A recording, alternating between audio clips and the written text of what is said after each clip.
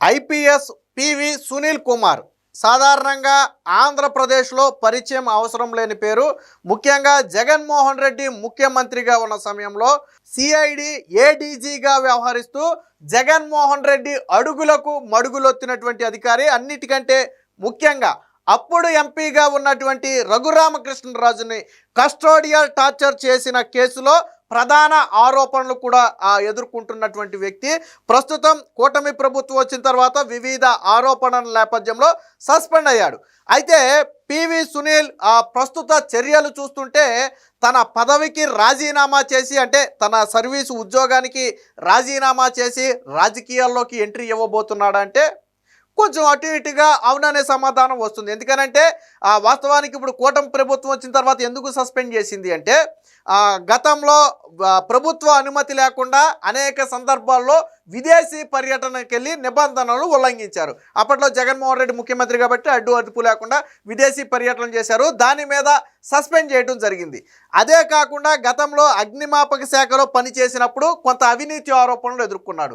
దాంతోపాటు అగ్రిగోల్డ్ వ్యవహారంలో కూడా బాధితుల పేరుతో కొన్ని నిధులు పక్కదారి పట్టించారనే ఆరోపణ ఉంది. వీటన్నిటికీ మించి రఘురామకృష్ణరాజును కస్టోడియల్ టార్చర్ చేయడం పైన ఆల్రెడీ రఘురామకృష్ణరాజు కంప్లైంట్ చేస్తే ఆల్రెడీ కేసు నమోదు చేశారు. బహుశా ఈ నెల 4-5 తేదీల్లో ఎప్పుడో మొత్తానికి విచారణకు కూడా హాజరు కావాలి. ఈ సమయంలో అనకాపల్లి జిల్లాలో ఒక కార్యక్రమానికి హాజరైనటువంటి సునీలు కొన్ని రాజకీయ విమర్శలు చేశారు. వాస్తవానికి సస్పెండ్లో ఉన్నప్పటికీ కూడా ఒక అఖిల భారత సర్వీసు అధికారి కులాల గురించి కానీ మతాల గురించి కానీ పర్టికులర్గా ఒక పార్టీ గురించి కానీ ఎక్కడా మాట్లాడకూడదు.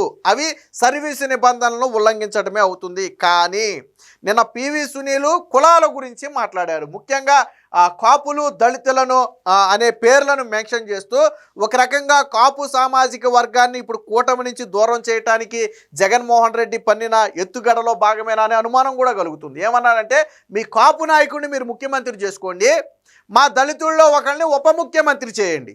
సో మన ఇద్దరం కలిస్తే, అంటే దళితులు కాపులు కలిస్తే మనల్ని ఎవరూ ఆపలేరు. అంటే ఒక రకంగా ఉద్రిక్తతలు రేకెత్తించే విధంగా కొన్ని కులాల మధ్య చిచ్చు పెట్టే విధంగా తన వ్యాఖ్యలు ఉన్నాయి. కొంతమంది అధికారులు కూడా ఇవి ఖచ్చితంగా నిబంధనల ఉల్లంఘనకే వస్తుందని చెప్పారు. అయితే ఇదే మాట్లాడే క్రమంలో ఇంకో మాట కూడా చెప్పాడు. గతంలో నాకు టికెట్ ఇస్తానన్నారు, కానీ నేను దళితుల అభ్యున్నతి కోసం పాటుపడే వ్యక్తిని కాబట్టి నేను దాని గురించి అడిగాను తప్ప నేను టికెట్ తీసుకోలేదు, తీసుకునే ఉద్దేశం ఉంటే అప్పుడే తీసుకునేవాడిని అనే ఒక వ్యాఖ్య చేశారు. అంటే వీటన్నిటిని బట్టి అర్థమయ్యేది ఏంటంటే తరువాత కూటమి ప్రభుత్వం తీసుకోబోయే చర్యలను బేస్ చేసుకుని అవసరమైతే తన ఉద్యోగానికి రాజీనామా చేసి వచ్చే ఎన్నికల్లో వైసీపీ నుంచి పోటీకి సిద్ధమవుతున్నాడంటే ఎస్, అవుననే సమాధానం వస్తుంది. అయితే కూటమి ప్రభుత్వం ఎలాంటి చర్యలు తీసుకుంటుంది అనేది వేచి చూసి ఆ తరువాత ఆ నిర్ణయం తీసుకోవాలని చెప్పి పివి సునీల్ ఆలోచిస్తున్నట్టుగా అయితే తెలుస్తుంది. ఒకవేళ ఇప్పుడు మనం చెప్పినటువంటి ఏ ఆరోపణల మీద అయినా సరే కూటమి ప్రభుత్వం కఠిన చర్యలు తీసుకునే పరిస్థితే వస్తే, ఎందుకంటే ఇక ఎట్టి పరిస్థితుల్లో తను ఇక ఉద్యోగంలో చేరే అవకాశం ఉండదు. సర్వీస్ ఎంత ఉందో తెలియదు, కానీ ఈ కూటమి ప్రభుత్వం ఉన్నంతకాలం ఉద్యోగంలో చేరే అవకాశమే ఉండదు. కాబట్టి అలా ఉండటం కంటే రాజకీయాల వైపు వెళ్ళిపోవటం కరెక్టు. తనను తాను కాపాడుకోవాలి, ఇతరుల నుంచి, అంటే ముఖ్యంగా ఈ చట్టం నుంచి వీటి నుంచి రక్షించుకోవాలి అంటే అటు రాజకీయాల వైపు వెళ్ళిపోతే ఇవన్నీ రాజకీయ విమర్శల కింద మారిపోతాయి. వాళ్ళు కూడా ఏంటంటే ఒక దళిత ఐపీఎస్ అధికారిని ఇబ్బంది పెట్టారని వైసీపీ ప్రచారం చేసుకోవచ్చు. సో ఓకే, అదే రకంగా ఇబ్బంది పడిన దళిత వ్యక్తిని మా పార్టీలో చేర్చుకుని టికెట్ ఇచ్చామని ప్రచారం చేసుకోవచ్చు.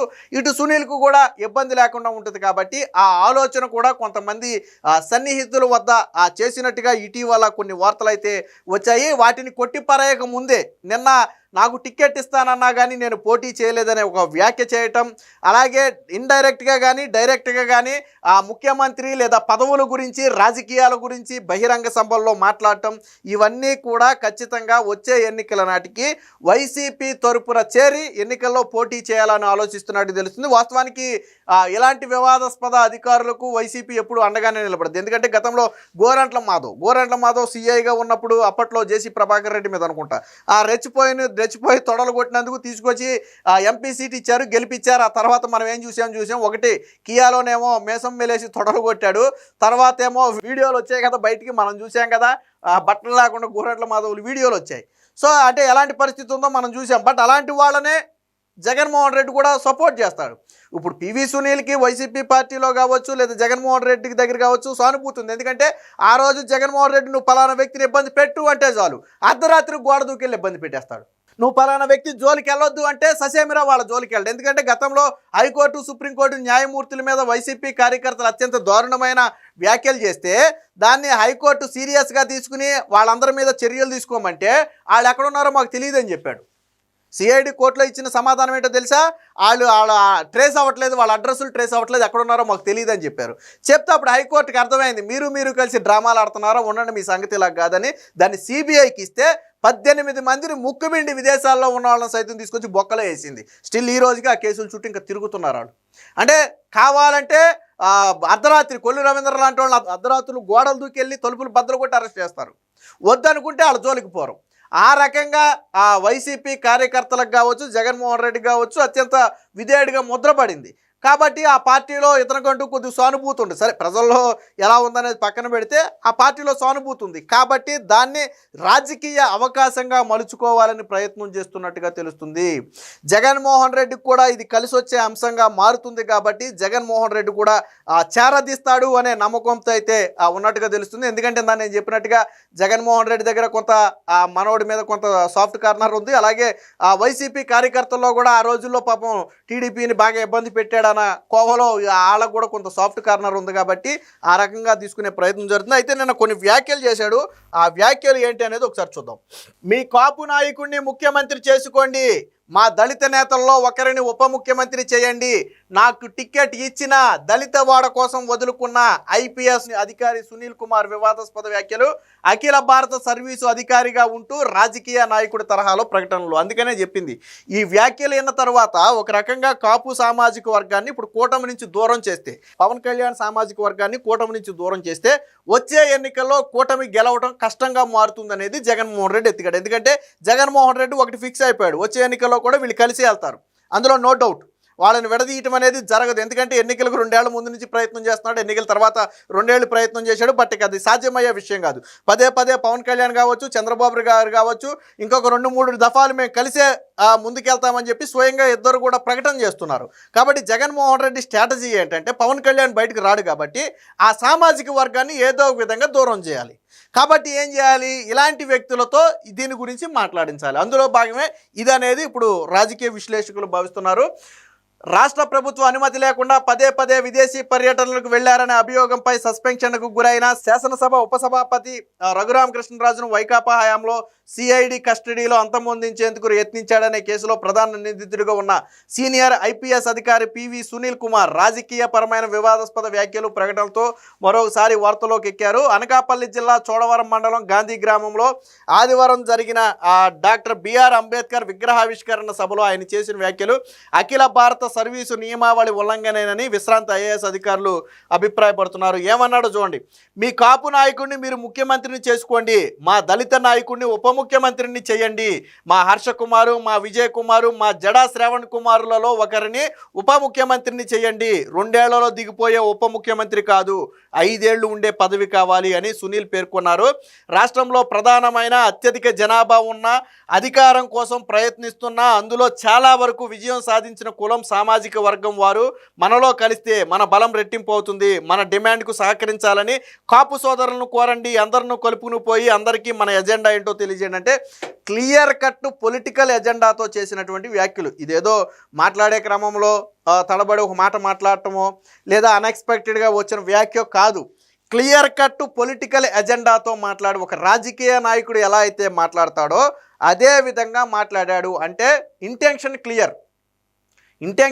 ఖచ్చితంగా కూటమి ప్రభుత్వం ఇబ్బంది పెడితే బయటకు వెళ్ళటం, వచ్చే ఎన్నికల్లో వైసీపీ పార్టీ నుంచి పోటీ చేయడం ఖాయం. అది ఎమ్మెల్యేగా పోటీ చేస్తాడా, ఎంపీగా పోటీ చేస్తాడా, లేదా ఏదన్నా రాజ్యసభ లాంటిది ఏమన్నా ఇచ్చి పంపుతారా అన్నీ వేరే విషయం. బట్ ఎన్నికల్లో పోటీ చేయాలని దృఢ సంకల్పంతో ఉన్నాడు. అందుకనే గతంలో నాకు సీట్ ఇచ్చిన నేను తీసుకోలేదు అనే వ్యాఖ్యను కూడా ఇక్కడ ఎందుకు బయటకు తీసుకొచ్చాడు అంటే నాకు ఆల్రెడీ ఆఫర్లు వచ్చినాయి, నన్ను రమ్మన్నారు, కానీ నేను మీకోసం వెళ్ళాల అని దళితులందరినీ కూడా తన వైపు తిప్పుకునే ప్రయత్నం అయితే ఇక్కడ పివి సునీల్ చేసినట్టుగా తెలుస్తుంది. మీరు దళితవాడ పంచాయతీకి మద్దతుగా నిలిస్తే మేము మీకు మద్దతు ఇస్తామని వారితో చెప్పండి అన్నారు. ఆయన ప్రసంగం వీడియో సోమవారం వెలుగులోకి అయితే వచ్చింది. నాకు ఎన్నికల్లో టికెట్ ఇస్తే కూడా వద్దని చెప్పి దళితవాడను పంచాయతీగా చేయాలని అడిగాను.